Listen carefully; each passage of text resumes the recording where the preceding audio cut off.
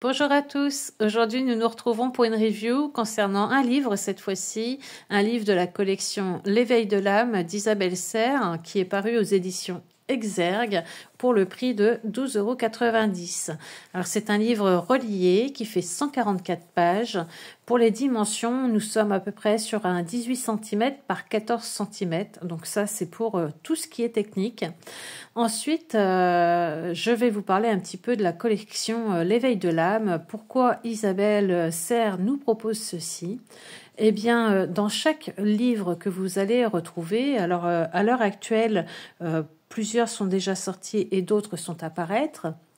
Nous allons pouvoir aborder une thématique bien précise. Donc pour celui-ci, c'est communiquer avec ses guides, développer le dialogue avec l'invisible. J'aime beaucoup, j'aimerais énormément me constituer en fait toute la collection L'éveil de l'âme. Pour quelle raison? Alors parce que je suis quelqu'un de très curieuse, je suis une personne à l'esprit critique, j'aime pouvoir me faire mon propre avis, j'aime pouvoir lire l'avis des autres aussi, je trouve que cette collection nous donne déjà les premières pistes sur des thématiques très précises. C'est fluide, c'est vraiment facile d'accès. Isabelle Serres vraiment se met à la portée de tous. J'aime énormément ce qu'elle nous propose. Donc je vais essayer petit à petit de me constituer toute la collection L'éveil de l'âme. J'aimerais pouvoir tous vous les présenter sur cette chaîne. Alors ça ne va pas être simple, je ne dis pas le contraire, ça prendra le temps qu'il faudra, mais c'est vrai que ça me tient énormément à cœur. Donc voici le tout premier que je vous propose, donc communiquer avec ses guides, développer le dialogue avec l'invisible. Nous allons lire le dos ensemble. Donc, et si tu n'étais jamais vraiment seul? Tes guides spirituels sont là pour t'accompagner, te protéger et t'éclairer sur ton chemin de vie. Mais comment entrer en contact avec eux? Comment reconnaître leurs signes et leurs messages? Avec cet ouvrage, je te propose des outils simples et accessibles pour développer ta connexion avec tes guides et recevoir leur sagesse en toute confiance. Grâce à des exercices pratiques et des conseils inspirants, tu pourras ouvrir ton cœur à leur présence et te laisser aller vers une vie plus alignée et sereine. Signé Isa. Donc voilà, donc un livre déjà dur, avec une couverture en dur, hein, c'est vraiment des livres reliés. Donc déjà ça, j'apprécie énormément. J'aime beaucoup le fait que nous ayons des petites dorures partout. Vraiment, je trouve que ça lui donne vraiment une belle qualité, ça fait vraiment très très beau livre. J'aime beaucoup. Il n'est pas trop grand, donc pas très lourd à porter. Facile à emmener un petit peu partout. Moi j'aime, on retrouve vraiment l'esprit Isabelle Serres, je trouve, avec ses lunes, avec ses yeux. J'aime beaucoup. Voilà, donc ne serait-ce que par la couverture, déjà moi ça m'appelle. Donc communiquer avec ses guides. Alors, attendez, hop. Nous avons une première partie avec un avertissement. Donc, ce livre explore le concept de la communication avec ses guides. Bien que l'auteur croie en ces concepts, il est important de noter que les idées présentées dans cet ouvrage sont fondées sur des croyances personnelles et spirituelles et non sur des faits scientifiquement prouvés. Votre libre arbitre reste primordial. Chaque individu est responsable de ses propres choix et actions. Ce livre est conçu pour offrir une perspective alternative, non pour dicter votre comportement ou votre décision de vie. Il est recommandé d'aborder ce contenu avec un esprit ouvert mais critique, en l'intégrant de manière équilibrée à votre propre vision du monde et à vos expériences personnelles. En cas de problème sérieux, il est toujours conseillé de consulter des professionnels qualifiés plutôt que de se fier uniquement à des interprétations ésotériques qui ne sauraient se soustraire à un avis médical. L'auteur et l'éditeur déclinent toute responsabilité provenant directement ou indirectement de l'utilisation de ce livre. L'auteur vous invite à explorer ses idées tout en gardant à l'esprit que vous êtes le maître de votre propre destin. Note de l'auteur. Même si ce livre est écrit selon la norme lexicale en vigueur, il s'adresse à chaque âme dans sa pluralité, originale, unique, fière d'elle et des valeurs qu'elle porte. Il est parfois suggéré que le tutoiement implique d'une certaine façon un biais d'autorité ou une infantilisation. Or, il est pour moi très important de l'utiliser, car dans ce livre, je te parle d'âme à âme, d'égal à égal, de cœur à cœur, et je ne souhaite pas, par le vouvoiement, mettre la moindre distance entre nous. Voilà, donc ça, ce petit côté avertissement, je trouve que c'est sympa de le mettre en début de livre. Nous avons un sommaire avec définition. Donc nous allons avoir une définition des anges, des archanges, des animaux de pouvoir, des divinités. Que font nos guides? Comment communiquer avec nos guides? Pourquoi n'arrivons-nous pas à communiquer avec nos guides? Ensuite, nous allons avoir une partie exercice. Donc, exercice 1, je communique avec les archanges. Je communique avec mon ange gardien en exercice 2. Exercice 3, je communique avec mon ange guide. Exercice 4, je communique avec mon âme. Exercice 5, la guidance. Et nous allons avoir en dernière partie pas mal de pages de carnet de ressenti. Alors là, après, c'est tout à chacun. Est-ce qu'on est prêt à à lâcher prise et à écrire directement dans le livre ou pas? C'est pour moi, je pense que ça sera difficile dans le sens où je trouve que ce sont de beaux livres que l'on peut avoir justement en collection chez soi, dans sa cartothèque, du moins dans sa bibliothèque pour le coup. Et ce sont des livres qui pour moi peuvent être aisément prêtés, qui peuvent être aisément transmis aussi peut-être, pourquoi pas. Et je ne suis pas sûre que j'écrirais dans le carnet de ressenti directement, mais par contre m'en inspirer pour avoir un carnet à côté, oui, pourquoi pas. Donc voilà.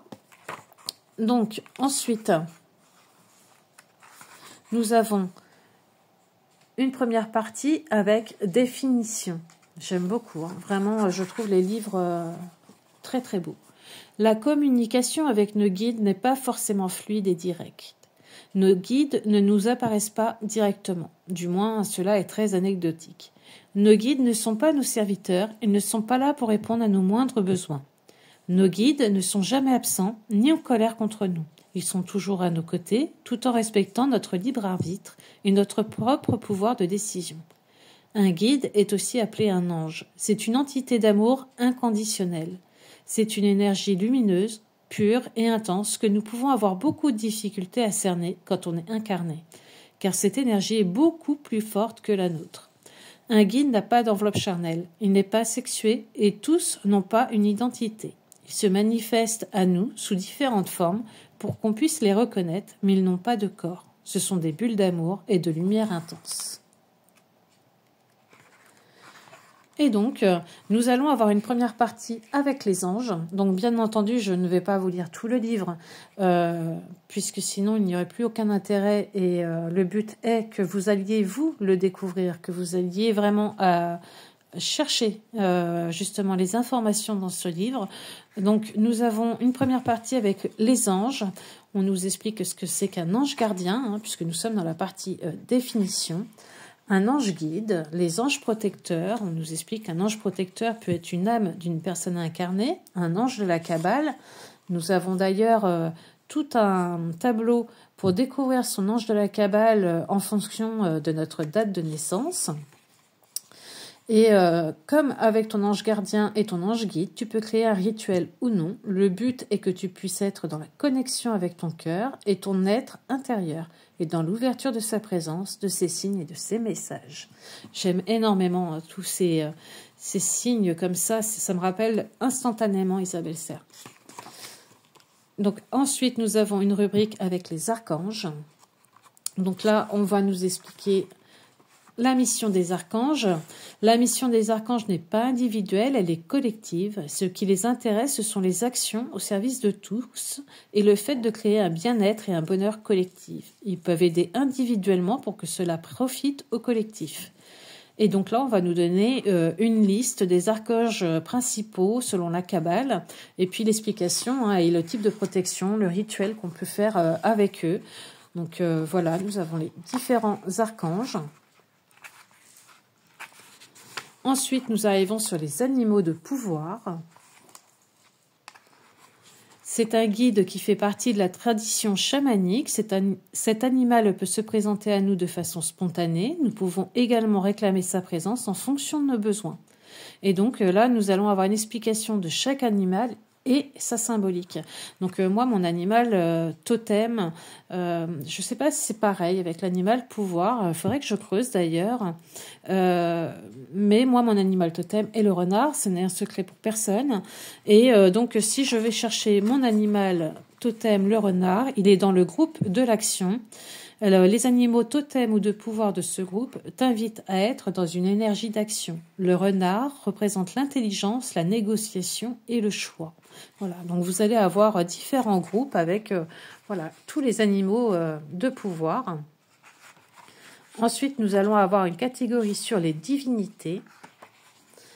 En fonction de nos croyances, de notre religion, de nos pratiques, nous pouvons aussi faire appel à une ou plusieurs divinités en fonction de nos besoins. Les divinités sont des figures spirituelles qui représentent des forces et des principes universels. Présentes dans de nombreuses traditions, elles incarnent des aspects de la nature, de l'existence et de l'invisible. Beaucoup de personnes les célèbrent pour recevoir leur guidance, leur protection ou leur énergie. À travers des rituels et des prières, elles souhaitent se connecter à leur énergie et leur puissance. Chaque divinité a son propre rituel en fonction de la sensibilité de la personne qui l'invoque. Voici les divinités les plus célébrées. Et donc là, on va nous donner, pareil, à chaque fois, des divinités, donc de la mythologie grecque et romaine, de la mythologie nordique, égyptienne, hindoue, les divinités celtiques. Donc, ce que j'aime bien, c'est que, bon, on va nous dire, par exemple, que pour Morrigan, c'est déesse de la guerre, de la mort et de la prophétie. Si on a envie d'en savoir davantage, eh bien justement, c'est à nous d'aller faire des recherches, vraiment se documenter. Je trouve ça vraiment très intéressant. Vraiment, ce livre est là pour nous amener des pistes de réflexion et peut-être éveiller en nous, justement, cette envie d'aller chercher davantage. Moi, j'aime beaucoup. Que font nos guides? Donc là, c'est une partie où on nous explique qu'est-ce que font nos guides, quels sont leurs rôles, comment communiquer avec nos guides.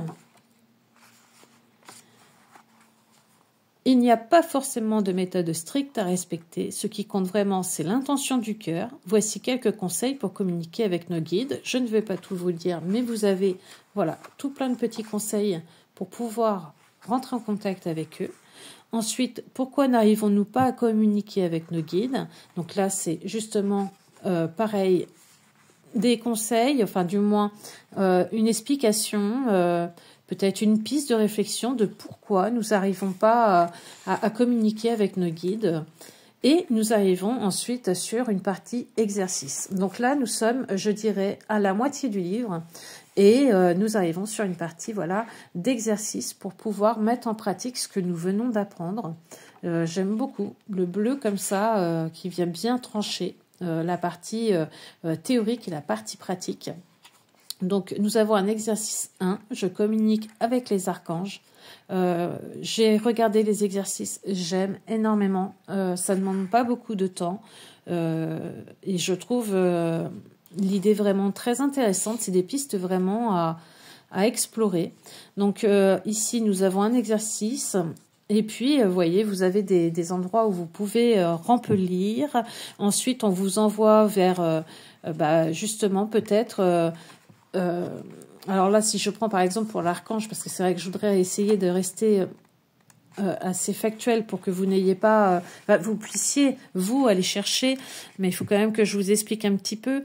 Donc là, par exemple, pour les archanges, on nous dit de nous installer dans un endroit calme. Ça me paraît logique.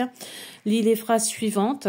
Si la phrase fait résonance, écris le chiffre associé. Donc là, on va nous donner, vous voyez, plusieurs phrases avec à chaque fois un chiffre à côté. Donc vous écrivez comme pour un quiz, vous dites bon là cette phrase là elle résonne pour moi, donc j'écris le numéro 2 à côté et selon le nombre de 2 que vous aurez, de 4 ou de 5 que vous aurez, ici à l'envers, vous avez les résultats et vous allez avoir quel besoin chez vous est prédominant, un besoin d'amour, un besoin de pensée, etc.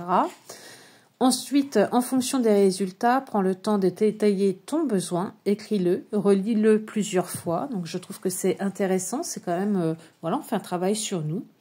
Ensuite, on nous demande de fermer à nouveau les yeux et on laisse venir une lettre, A, B ou C, et on regarde à quel archange c'est associé. Donc, par exemple, si j'avais le besoin d'amour et que j'avais choisi ensuite la lettre A, besoin d'amour, la lettre A, c'est Métatron, et on me donne l'archange de l'équilibre et de l'amour. Il te dit bien que l'amour est déjà dans ta vie. Et on me pose 2 questions. Pourquoi n'arrives-tu pas à le voir? Comment peux-tu l'accueillir? Donc voilà, j'essaye d'être assez succincte parce que j'ai vraiment envie que vous découvriez par vous-même cet ouvrage. Donc voilà. Ensuite, exercice 2, je communique avec mon ange gardien. C'est vraiment très intéressant. Moi, je l'ai vraiment intégralement lu et puis j'ai commencé à faire les exercices et vraiment il est très bien fait. Je communique avec mon ange guide. Donc pareil, nous avons un exercice. Je communique avec mon âme. Exercice 5, la guidance. Donc là, c'est pense à un chiffre entre 1 et 9 et regarde le message associé. Ça, c'est pareil, je trouve ça assez intéressant. Ça reprend aussi un petit peu la guidance à se tirer une carte le matin, par exemple. Hein. Et ensuite, nous avons un carnet de ressenti. Et c'est là que je disais, bon, bah, chacun est libre ou non d'écrire dedans. C'est vrai que c'est pas évident, quand on a un beau livre comme ça, de se dire, bon, je vais écrire mes ressentis. Ou alors, c'est une collection très personnelle et on la garde vraiment pour nous. Moi, je sais que c'est une collection qui pourrait peut-être être transmise par la suite. Donc, écrire dedans, je ne pense pas. Voilà.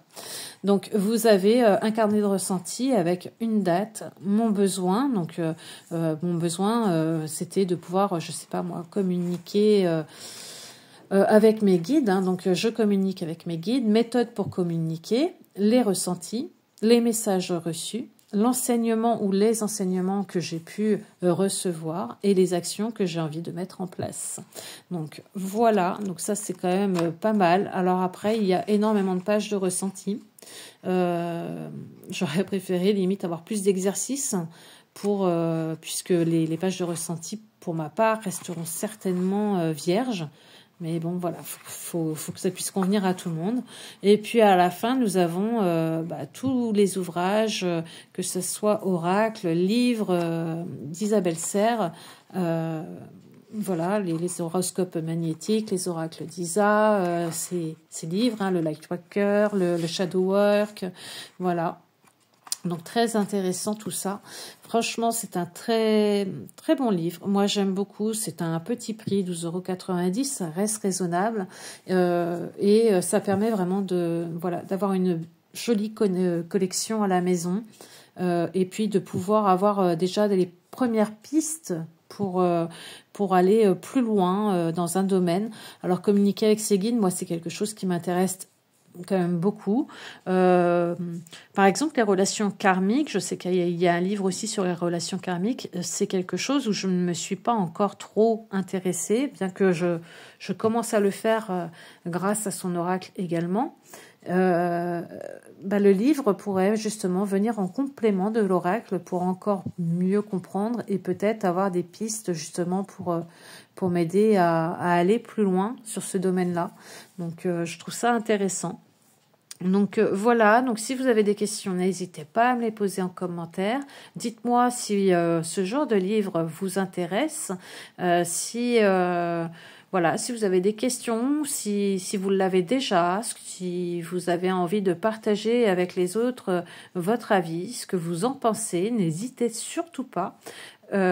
Pour ma part, moi, j'aime beaucoup et j'ai hâte de pouvoir compléter la collection.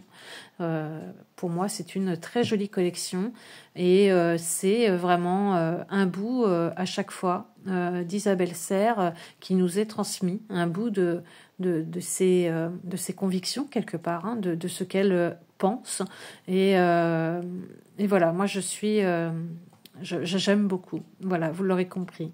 Donc, je vous laisse me dire en commentaire ce que vous souhaitez par rapport à ce livre, par rapport à cette collection L'éveil de l'âme. Et puis, on se retrouve très très vite puisque je vais, bien entendu, essayer de continuer au maximum de vous les présenter. Allez, je vous fais un gros bisou et à très vite.